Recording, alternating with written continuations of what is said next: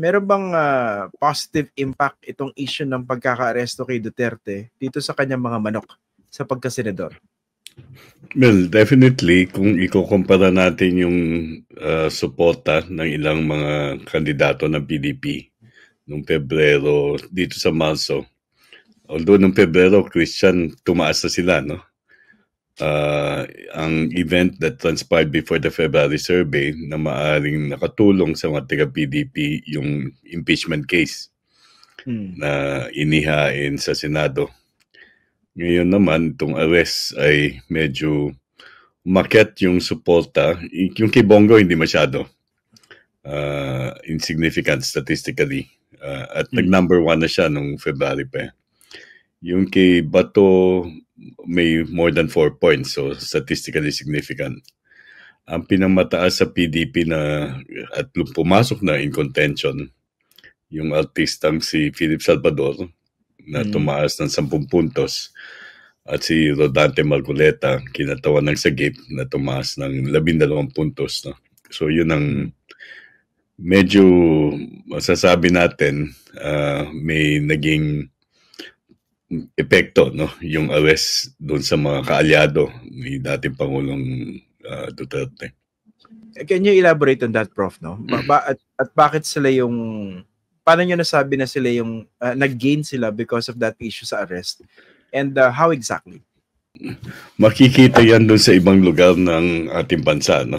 Na sa ibang lugar makikita mo medyo single digit tong sila Marcoleta at si Salvador. Pero sa karamihan ng reyon sa Mindanao, nagdo-double digit sila. Kunyari, pag tingnan mo yung Region 11, yung Davao Region, si Representative Marcoleta parang 78% ang voting support. Pag tingnan mo yung nasa top 12 dun sa Region 11, halos lahat ng PDP nasa top 12 at double digit, no? Pinamababa na yata yung si Atty. Hinlo. Hindi ko matandaan yung numero niya. So in a sense, ang aking pananaw dito, might be a conjecture to look at the data even more and compare it to the past.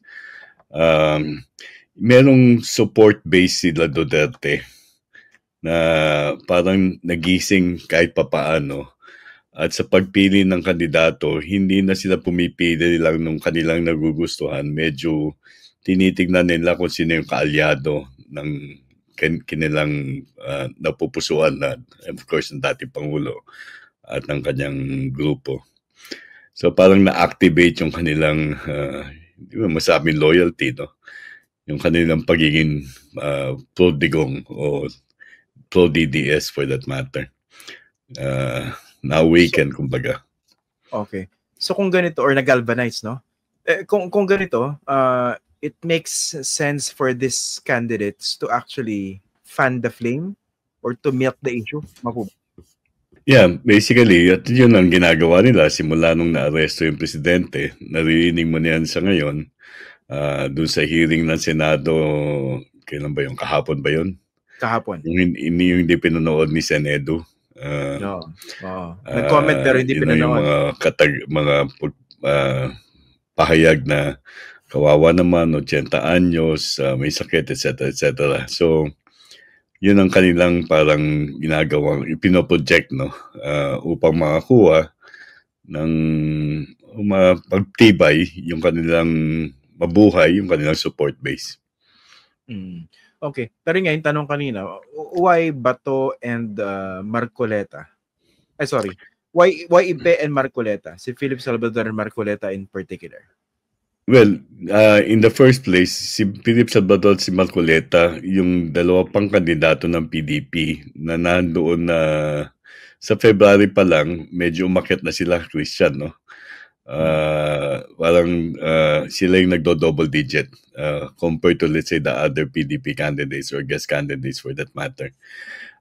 Actually, nung February, kung matatandaan ko, 20% na si Philip Salvador, umakyat siya ng 10 puntos dito, at yung kanyang pag-akyat, talagang dala nung mas malaking suporta sa 4 na reyon sa Mindanao. It's not getting that much support in other areas in the Balas of Luzon or in the other areas in the Visayas or even NCR.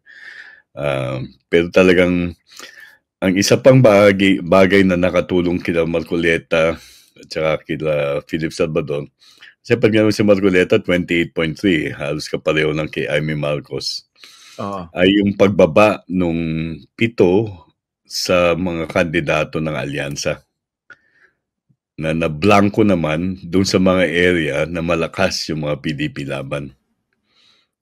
Not completely obliterated yung support, no? Na parang nag-single digit sila doon sa mga Mindanao areas na nagdo-double digit naman yung PDP laban. So nag-gain itong 2 candidates in particular doon sa Mindanao. Na-retain ni Bongo at ni Bato yung kanilang support sa Mindanao, pero nagsibaksakan to low double digit, single digit yung suporta nila Tito Soto, even Erwin Tulfo, Bong Revilla, si Lito Lapid, si Manny Pacquiao lang ang hindi bumaba, no, kasi taga Mindanao eh. Taga Mindanao. Ang isa pa ay si Camille Villar at maging si Abby Binay. Parang nawala yung suporta nila sa ilang area sa Rion. Naging single digit, for example, when I was looking at the data early this morning, yung Region 11 parang 4% lang yata yung voting support ng ilang alliance candidates. Okay. Yung isa kong tanong, Prof, no? Bakit nabawasan yung pagsuporta dito sa Mindanao area? Dito sa mga kandidato binanggit nyo, no? Sina Tito Soto, for instance, Tito Lapid, iba pa mga kandidato. When in fact, tahimik yung mga yan. Di ba? Hindi man nagsasalita yan tungkol doon sa issue ng ICC arrest. And in fact, a comment might be made saying na these people are playing it safe. Well, they're playing it safe pero identified sila with alyansa, no? So in a sense, siguro ang I don't know exactly, no? I cannot read the mind of, let's say, I know that there are people who are operating in these areas, but parang hindi sila as secure in terms of yung, let's say, loyalty nito mga kandidato na ito because they belong to the administration slate. Ang naiiba lang dyan basically, yun nga, si Manny Pacquiao kasi taga doon naman siya sa area. So, ang feeling ko parang may effective junking Christian. The other indication we can see here is yung fill-up rates in Mindanao. It declined by 1. And yung number of people who identified 12 names in Mindanao used to be 72% in January, went down to 60% in February, and it's now down to a simple majority of 51%.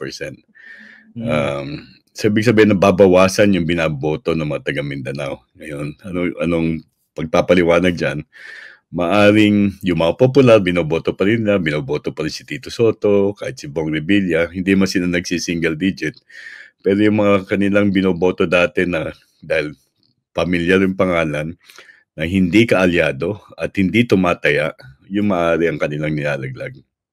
Mas nag-ano sila, mas tao dito, ano ba yung term, galvanized ba yan? Or mas nagko-close ranks yung mga botante doon sa mga gusto sila supportahan? Nag-close ranks, nagsusolidify.